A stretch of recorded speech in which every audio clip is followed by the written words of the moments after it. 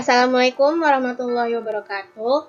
Kami dari PIA akan mempresentasikan mengenai sejarah, fungsi, dan kedudukan bahasa Indonesia yang beranggota yaitu saya Isyana Nurul Aziza Azwar dengan NIM 2215040034, lalu Fikratul Fadilah dengan NIM 2215040013, Julia Rahmayora dengan NIM 2215040017, lalu Wilsya Azahro Rahadi dengan NIM 2215040033. Yang pertama akan dijelaskan oleh teman saya yaitu Fikratul Fadilah. Baiklah, saya akan menjelaskan tentang sejarah bahasa Indonesia.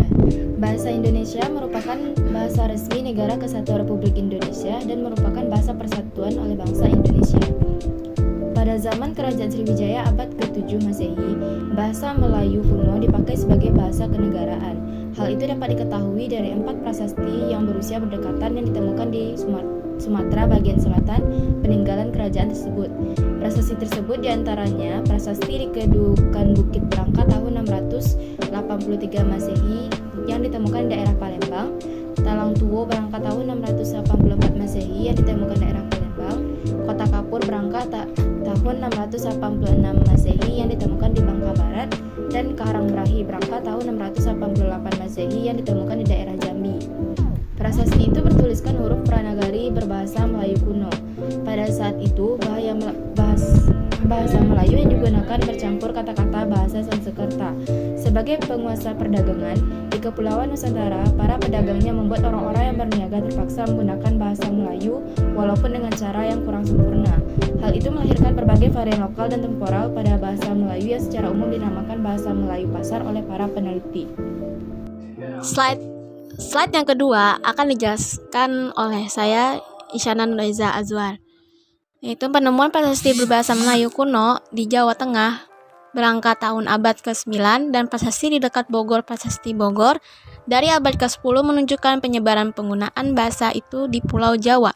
Penemuan keping tembaga Laguna di dekat Manila, Pulau Luzon, berangkat tahun 900 Masehi juga menunjukkan berkaitan wilayah tersebut dengan Sriwijaya. Pada abad ke-15, berkembang bentuk yang dianggap sebagai bentuk resmi bahasa Melayu karena dipakai oleh Kesultanan Malaka yang kelak disebut sebagai bahasa Melayu tinggi. Penggunaannya terbatas di kalangan keluarga kerajaan di sekitar Sumatera, Jawa, dan Semenanjung Malaya. Kemudian, Malaka merupakan tempat bertemunya para nelayan dari berbagai negara dan mereka membuat sebuah kota serta mengembangkan bahasa mereka sendiri dengan mengambil kata-kata yang terbaik dari bahasa di sekitar daerah tersebut. Kota Malaka yang posisinya sangat menguntungkan strategis menjadi bandar utama di kawasan Asia Tenggara. Bahasa Melayu menjadi bahasa yang paling sopan dan paling tepat di kawasan timur jauh.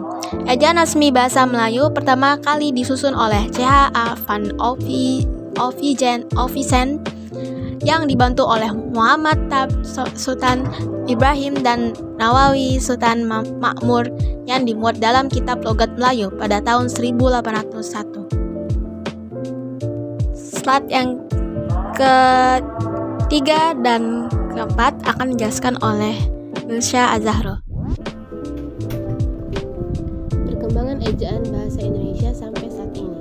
Ejaan merupakan keseluruhan antara tata cara untuk menulis suatu bahasa, baik yang menyangkut lambang bunyi, penulisan kata, penulisan kalimat, maupun penggunaan tanda baca. Ejaan bahasa Indonesia mengalami beberapa kali perubahan. Perubahan-perubahan yang terjadi mempunyai tujuan untuk penyempurnaan. Setelah diresmikannya bahasa Melayu oleh Van Ohusen yang kemudian berkembang menjadi bahasa Indonesia hingga ditetapkan sebagai bahasa persatuan. Ejaan yang direncanakan untuk memperbarui ejaan Republik.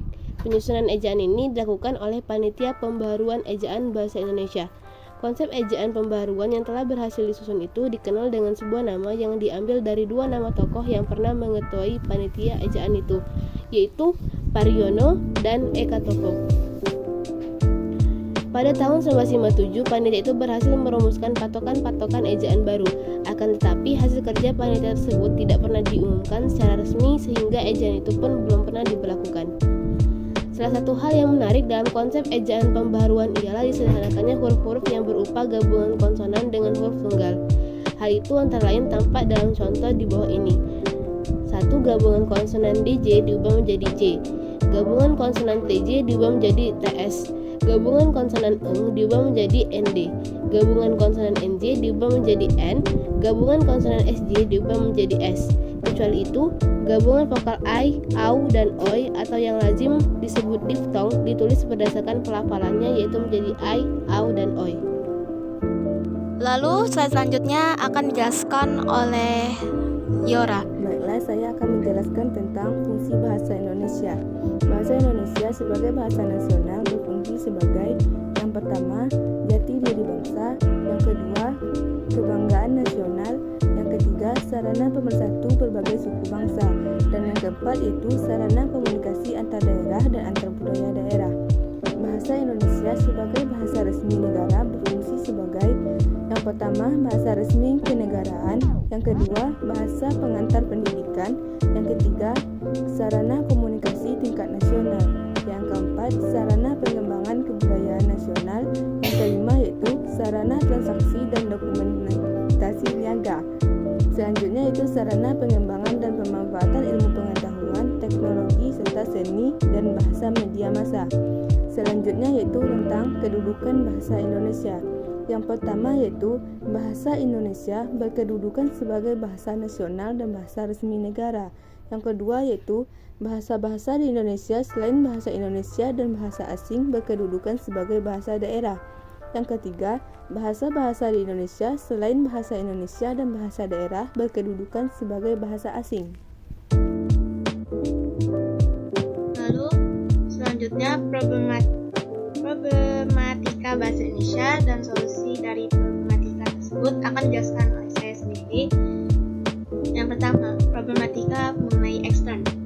Kebijakan sekolah pada pembelajaran berbasis IT belum maksimal. Lalu sarana dan prasarana terbatas dan penggunaan IT rendah, akses internet terbatas. Alternatif solusinya yaitu diversifikasi kurikulum bermuatan pembelajaran berbasis IT, lalu optimalisasi sarana dan prasarana dan pelatihan dan workshop media digital berbasis Paper School, optimalisasi sarana dan prasarana. Lalu problematika dalam intern yaitu RPP tidak terimplementasi maksimal, kesulitan menerapkan pembelajaran kolaboratif dan kooperatif, kendala pengembangan kompetisi efektif dan psikomotor, lalu pelaksanaan blended learning, integrasi video conference dengan Paper School. Lalu alternatif solusinya dari intern yaitu pelaksanaan blended learning dan integrasi video conference dengan Paper School. Cukup sekian dari kami, kurang lebihnya mohon maaf. Terima kasih. Wassalamualaikum warahmatullahi wabarakatuh.